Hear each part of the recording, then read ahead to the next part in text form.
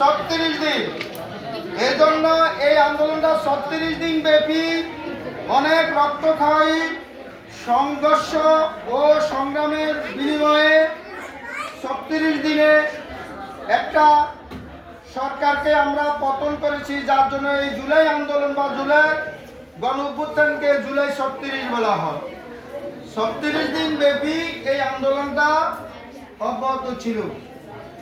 সর্বশেষ 5 তারিখে সরকারের পতন হয়েছে এবং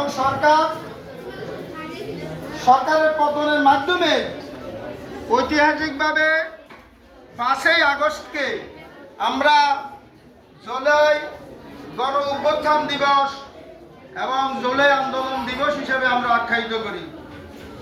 এখানে আমাদের দেশে অনেক ছাত্র জনতা